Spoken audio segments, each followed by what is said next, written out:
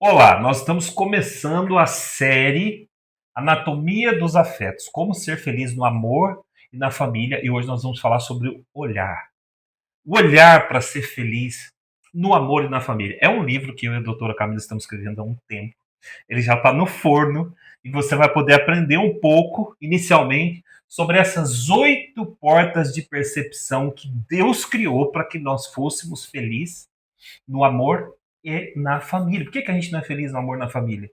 4 coisas. Como a gente olha, o que a gente escuta. O nariz simboliza o cheiro da vida, o valor que a gente dá para as coisas e o que a gente fala. 4 daqui para cima. E 4 daqui para baixo. Como a gente vai falar, ouvir, agir, está baseado no nosso coração. Agir. Os genitais simbolizam a intimidade do casal, da pessoa. E os pés, aonde a gente vai, aonde a gente quer ir. Os nossos propósitos. Não é, doutora Camila? Então, nós vamos começar a falar hoje sobre o olhar. Um olhar mais atento, um olhar generoso, um olhar amigo. Se você já deu errado no relacionamento, é uma grande oportunidade de purificar o olhar. O que Jesus disse? Se os teus olhos forem bons, a primeira porta. Todo o teu corpo terá luz. O inverso disso é que se os teus olhos estão sendo maus, é porque a tua alma, o teu coração está em trevas. Psicanaliticamente, psicoterapeuticamente falando, nós como terapeutas, a gente percebe o seguinte: muito do que eu vejo no outro é o que está em mim ou o que falta em mim. Ou seja, essa mudança no olhar do lado de fora, que o olho não é só uma porta de imagem, é uma captação da alma. Esse olhar que eu vou ter para o outro, eu preciso primeiro desenvolver ele em mim. Exatamente. Não é, amor? É isso mesmo. É isso mesmo. É como Jesus mesmo mencionou, né? Se seu olho vê mal, então você não vai ter luz. Então, praticamente, a versão seria: se você só vê o negativo, então vai reproduzir o negativo dentro de você.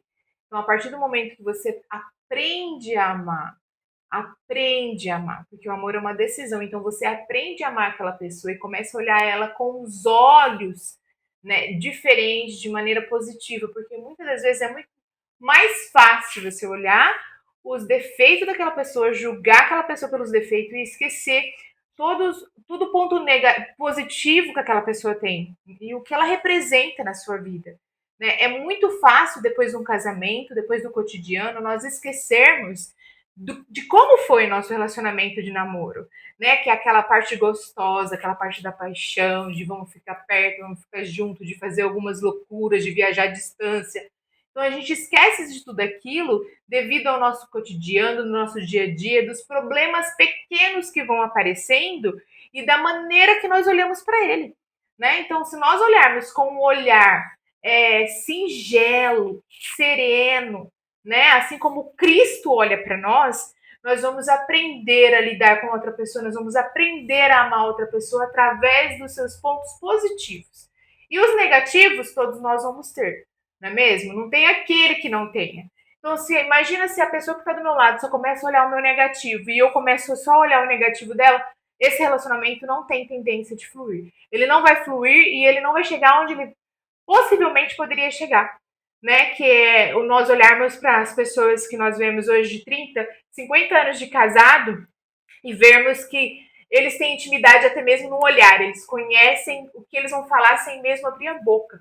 Só de olhar eles já sabem o que um está querendo dizer com o outro. Então a gente não vai chegar nesse ponto de poder olhar os seus filhos crescendo, de poder olhar os seus netos, que isso é o prazer da vida. Né? O prazer da vida não é esses prazeres momentâneos que a vida te apresenta, é o dia a dia, são as pequenas coisas que fazem parte da nossa vida, que nos tornam um ser tão especial. Nós, às vezes, precisamos de viver grandes eventos para poder ter a felicidade que nós tantos esperamos. Mas a felicidade que nós esperamos são as pequenas coisas do dia a dia. Porque nós não sabemos se no outro dia nós vamos estar vivos.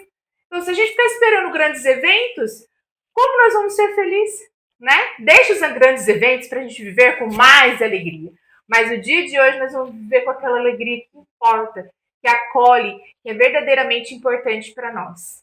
Então, partindo dessa premissa, não é só o casado ou quem está namorado, tá enamorado, né, tá namorando, Tá enamorado. que pode ter um olhar transformado. O solteiro também. Claro. Ele pode mudar esse olhar onde ele vê negatividade nas pessoas a partir dele, olhando a estima dele que precisa melhorar, que às vezes ele é negativo, né? ele toma pro pessoal. Sim. Então, esse tratamento para ser feliz no amor, ele começa no individual, não no coletivo, não na dupla, no individual.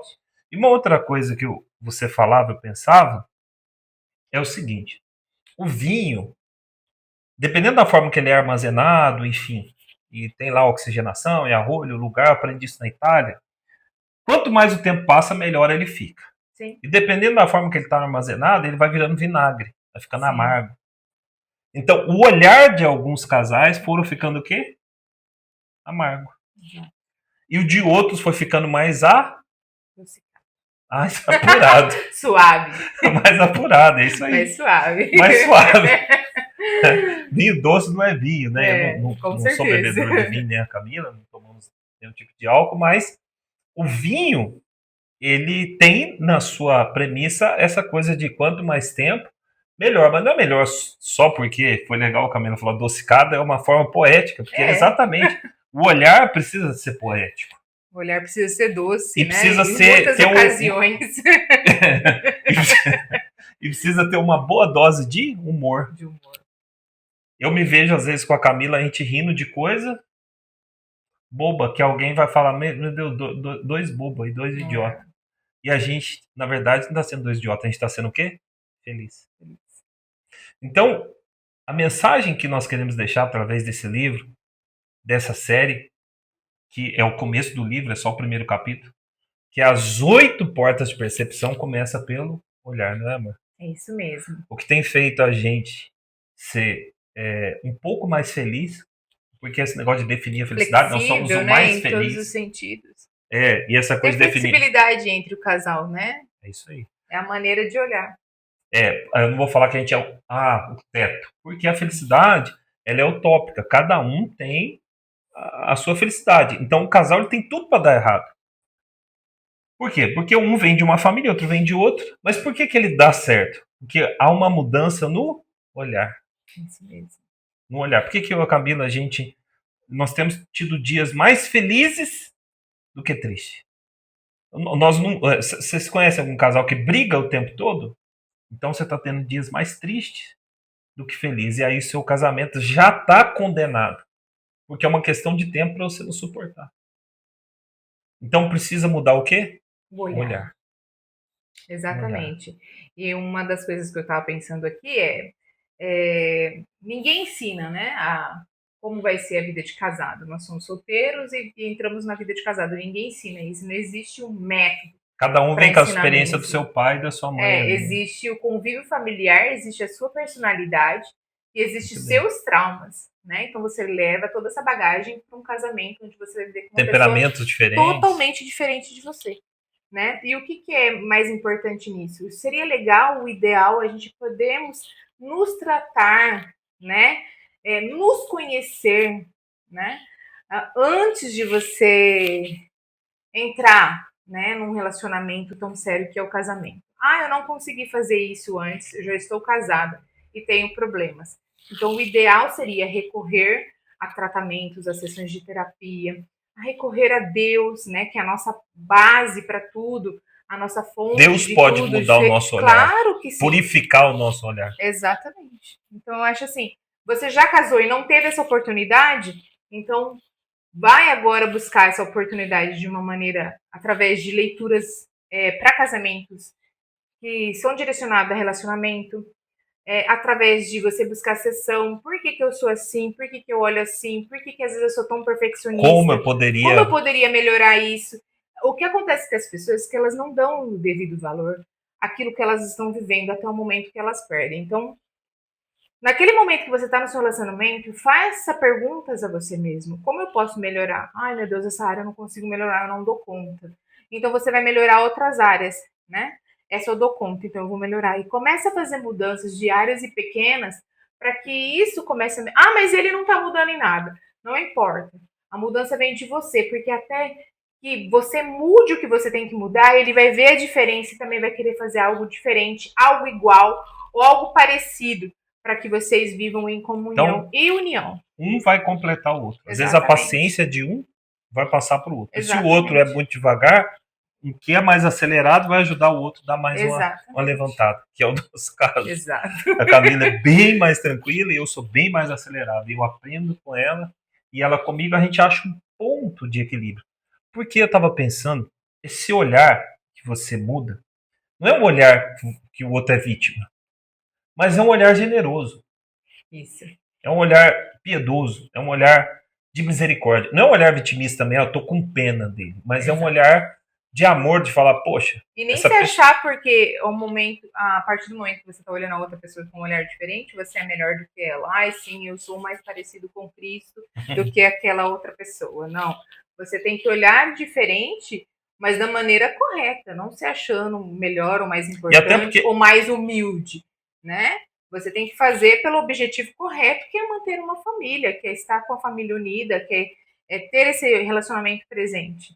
E não buscando simplesmente seus objetivos. Eu vou me mostrar que eu sou mais humilde.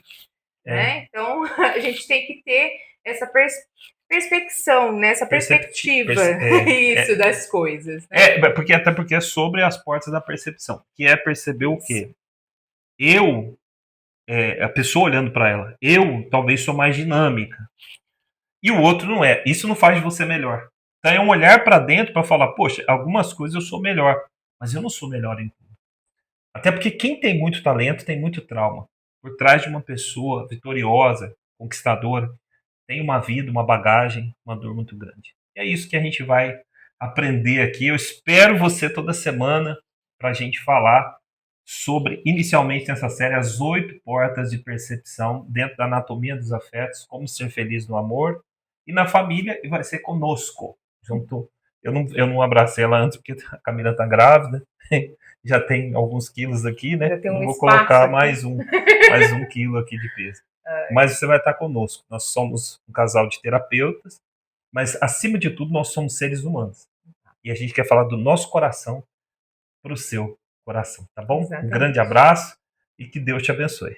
Um grande beijo e até lá.